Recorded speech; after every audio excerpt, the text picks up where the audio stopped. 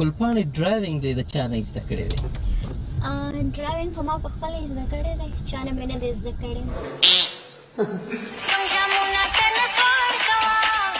ستا د مور هغه ویم چې بیا به خلک کوی چې علیشه بیا له مور لګیا رو کنځلې کوي د کنجرې اولاده.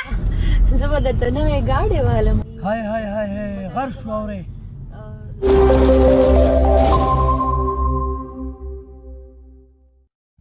په ټولو سلام کوم. د سلام نه پس مرګرو که تاسو سره ماشومان په خوا کې ناشي نه کنه زما دا میډیو مه ګورئ، په غوږونو کې امجې ولګئ. میوزیک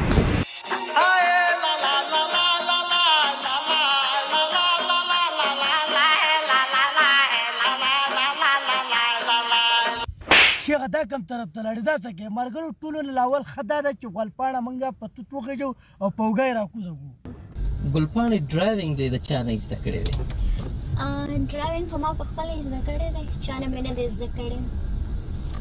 ډېر مخکې مې زده کړی و اتوماتیک کار باندې. څومره وخت یې ولګېدو چې زده کړې؟ لږ ټایم ولګېدو. مرګرو دا چېرته روانه کړله؟ دا قالبي له روانه کړله. یوازې مزې وکړي، پیڅاڼې وهي. لږ د غریبانانو به کوم لږ خیال ساتئ. لاول لا شئ او د دې پرېګانو باندې لږ نظر وکئ.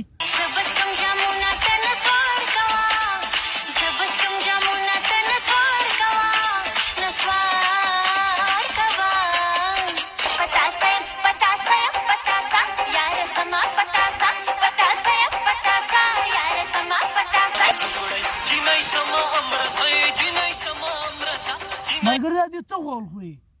پتیسی او مرسی او نسوات دا څه ګانې دي؟ دا څه غول خوري؟ نور به دوی لا څه غول خوري؟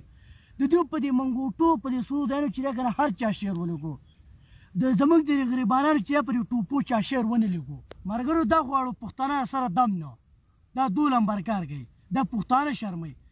پښتون سړی چې دی که نه د هغه عزت چې دی که نه هغه په کور کې دنده ناستي، دا بازاری د دې چې په هر چا لاس ورجو. مرګرو دوی خو هر څه کوي که نه، دا چې پرې ګاډي کې ناست او کمې نخرې چې کوي دا کونې خر هم دا نشه نشي وړی. راشئ وګورئ. شاته نه ما چاته ګاډې وهلې وه، خو بیا هغې زما پیچه نه پرېښودله.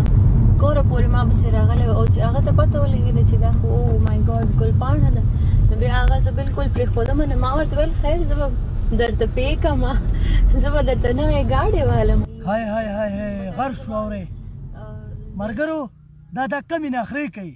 د هلک راته ووایي چې دا لوی کوي، لوی چې دی الله پاک دی. دا چې شی دی دا ثابت ورځ چې دی د خلکو د لاندې پراته دی. د داسې خلکو به څوک عزت وکړي؟ یو بېغیرته یو بړوا به سره ودرېږي ولې چې هغه به سپورټ کوي. دې ته زه وایم چې سمه شه، که نه سمېږي او زما په حلقه راغلی بیا به مې دا پتې سمه څه شی چې دی که دا به مې نه هېر کړي. صحیح ده؟ بند کړه لکه دا شی بند کړه.